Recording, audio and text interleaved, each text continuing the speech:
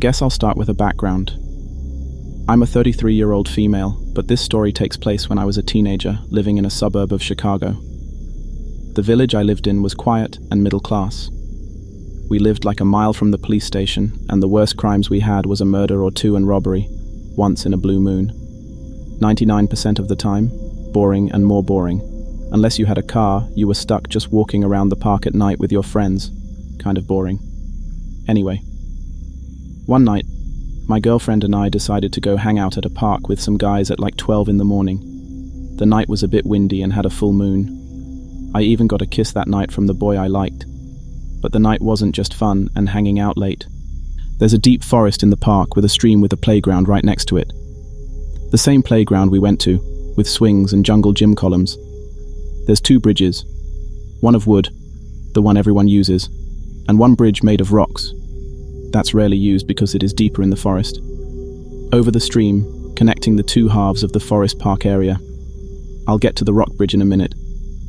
We hung around on the swings and chatted and just spent the evening together. I'm sitting and just looking around, talking and enjoying the peace and quiet and the moonlight. I have a full view of the forest and the dip of earth that I know leads to the stream. I see something moving over that dip of earth, some dark shape. It looked like it was crawling out of the forest. An arm, then another arm. It pulls itself out of the ditch, stream, a figure darker than the surrounding forest. And I'm sitting there, frozen. I think I'm seeing things.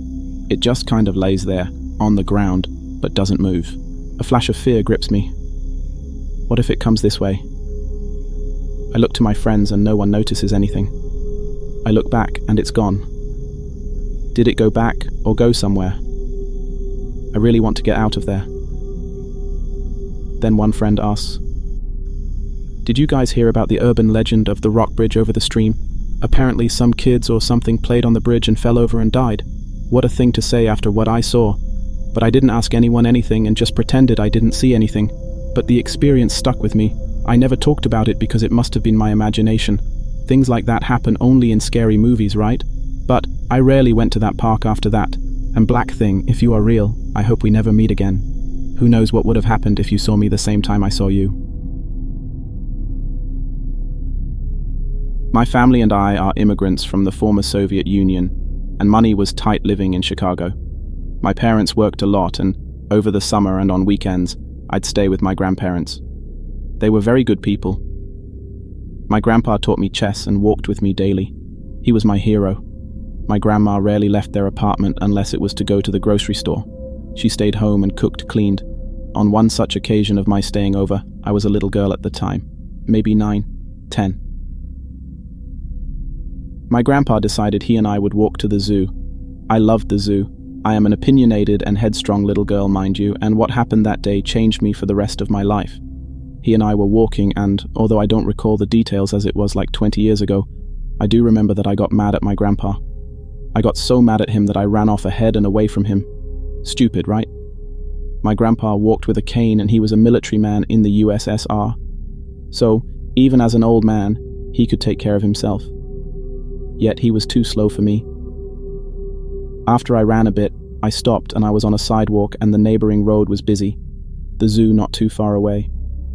We made the trip dozens of times, so I knew where we were going. I look at the street, and a grey 90s Taurus. I loved cars even then, so I started memorizing makes and models, pulls up the curb. The front passenger man sticks his hand out to me and says, "Hey little girl, you want some candy?" I look at him and notice there are 3 men in the car. I'm immediately wary, as alarm bells are going off in my head, that something is wrong. I shake my head, no, and the man looks to my left, behind me, and then the car speeds off.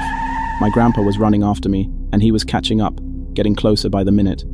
I realized right then and there that I was almost stolen.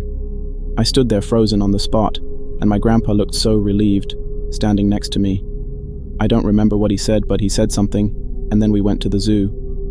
Who knows what would have happened if my grandpa wasn't there? I might not even be here typing this, and just be dead. So, 3 men in a grey Taurus, let's never meet.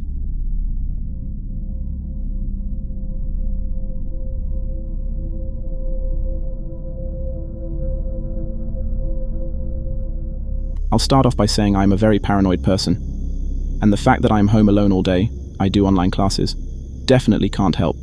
So I started online school this year, and I'm not going to lie, it's pretty boring, but I don't mind at all, really. But as a small child, I have always been afraid of my house. I think it was built in the 50s, so rather new but rarely broken down. Our whole basement is the size of our house, and that's where it all starts. I've always had the fear of our basement, and it wasn't just that instinct fear everyone has either. I just knew it was much more than that. Our basement has no door, just a long, echoing stairway that you walk down. My mom sleeps down there in her room, and the laundry room, etc., is also all down there, so it's not like I'm a complete fucking baby about it. When I walk up the stairs, I see shadows darting across, and I sometimes, when laying in my mom's bed, hear footsteps coming from the nearby rooms. I know. That's all just a nightmare for a horror fanatic but an extremely paranoid person as myself. Just starting this school year, my hall light outside my room has begging to go off. Even though we have checked its fuse and changed the bulbs, nothing is wrong with it. None of this had been happening since April 2nd, the day after my birthday. When a friend and I played the Ouija board, I did everything properly and said all the right things. Mind you, I had been researching to do it right for the past 2 years. But it worked, and not many problems came too close after that, except for August 2016, when it all went further downhill. Our garage door that leads to our yard is in our kitchen, and I tend to hear it open a lot, and it really fucks me up. But lately, after hearing it open so many times, I have been locking it during the day and before I go to bed. Also, nobody, not even me or my family, have a key to it. This door is extremely loud and creaky, so you know when it is open. I have 2 Great Danes, and we usually sit in my living room while I work, and you can't see the kitchen or anything from the angle of the room, and I began keeping a taser, 5,000 volts, with me at all times. I love it. But before that, after I started locking the back door, I would hear it pop open, and then I would proceed to hear footsteps through the house, frozen in fear, not knowing what to do. At that point, I locked my door and just sat there. I know. Stupid. But when the footsteps stop, I always hear the door close and my yard door open and close as if somebody was leaving. One specific time, it was around noon or so, and I remember thinking my dad was home because what I had been hearing, so I yelled, "Hi, Dad," as my dogs went absolute fucking apeshit barking. And I heard running and the door slam as if somebody had realized I was here and ran out. A few weeks ago, it was a Friday, and my dad had, unknown to my knowledge, came home for lunch about 1 o'clock and came in shouting at me that he had just caught a man running out of the backyard when he pulled up. I remember when he said that, I froze in fear about shit myself and just shut down. There had been somebody in my house all those times. So man in my house, don't come back.